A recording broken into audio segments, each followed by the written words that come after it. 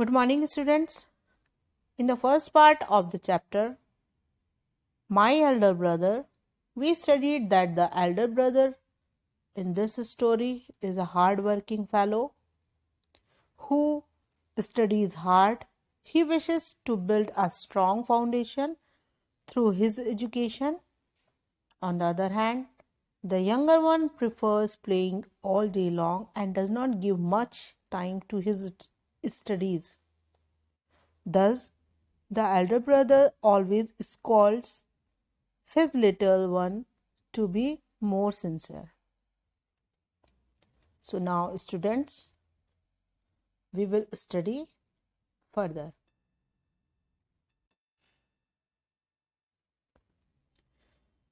Munna, oh bhaiya, there is a big mela in the village today. Should we go?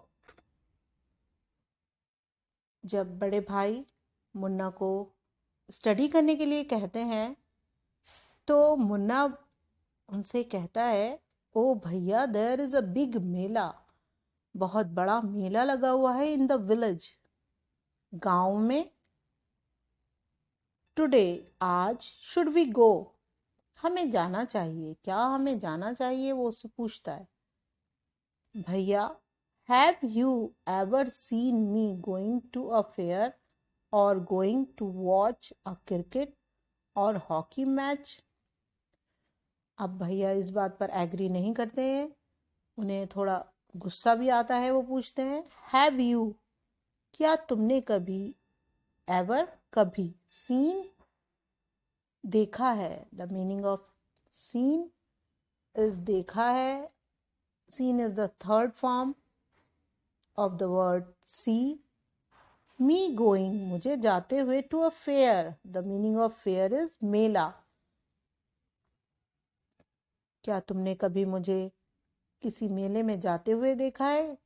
और going to watch a cricket और a hockey match, क्या तुमने कभी मुझे hockey match और cricket देखने के लिए जाते हुए देखा है। I don't go near them, मैं कभी भी उनके पास नहीं जाता।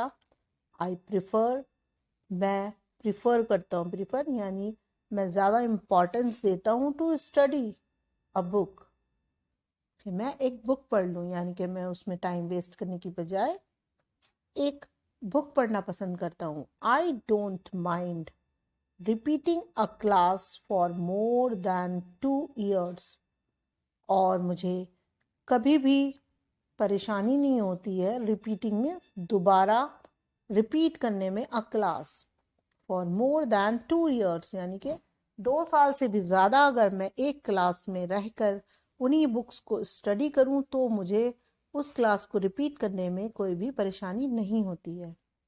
यानी वो ये चाहते हैं कि मैं हर क्लास में अपना जो फाउंडेशन है उस बेस को मजबूत करके आगे उस क्लास को पास करूं।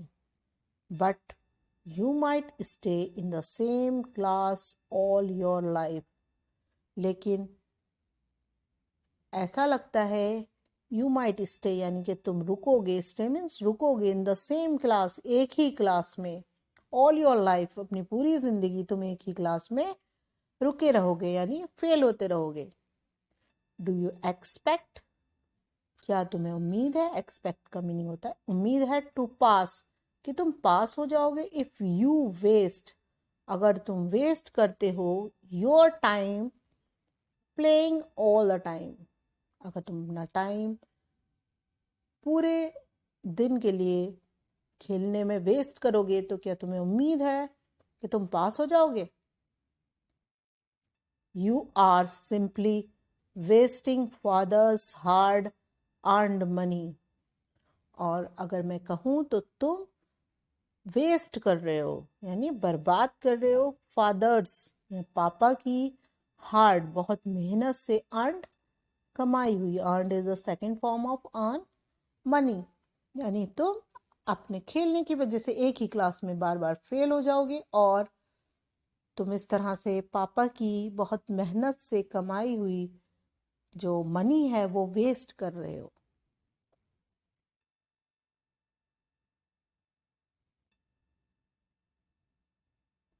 Munna starts crying.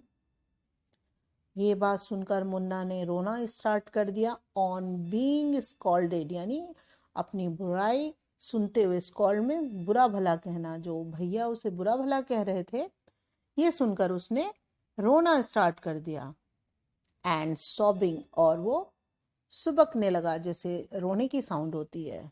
और साउंड क्या थी? वाह वाह बाहू आर हर्ड। वो तेज तेज करके सुबक कर रोने लगा। मुन्ना, भैया, I feel like running away. अब मुन्ना क्या कहता है? भैया, मुझे लग रहा है, मैं फील कर रहा हूँ, महसूस कर रहा हूँ, लाइक रनिंग अवे, यानी मैं यहाँ से भाग जाऊं। एंड गोइंग बैक होम, भाग कर कहाँ जाऊं? अपने घर वापस चला जाऊं। भैया, नाउ नाउ स्टॉप क्राइंग, अब रुको, रोना बंद करो। Put on a nice smile, और अपने चेहरे पर एक अच्छी सी स्माइल लाओ। Look, I will make a time table for you to follow. देखो, मैं तुम्हारे लिए एक टाइम टेबल बनाऊंगा फॉलो करने के लिए। गेट अप एट दान, और आपको जल्दी मॉर्निंग में उठना है।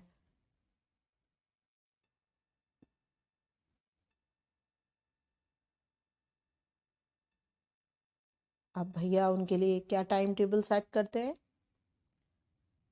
ये शेड्यूल है जो उन्होंने बनाया। 6 AM यानी मॉर्निंग में वॉश योर हैंड्स, यानी अपने हैंड्स को वॉश करना है। Have you breakfast and sit down to study, और अपने ब्रेकफास्ट को लेकर आपको स्टडी के लिए बैठ जाना है। 6 to 8 AM इंग्लिश पढ़नी है।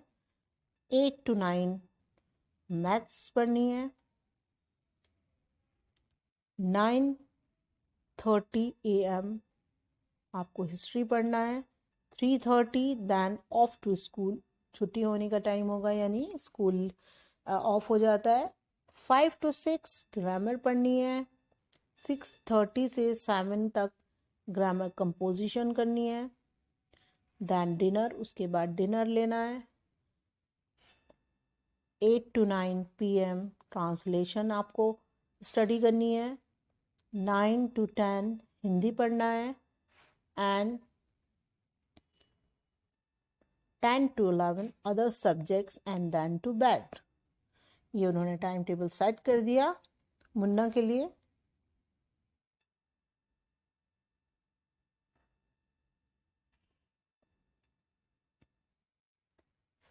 Munna, but when is the time to play?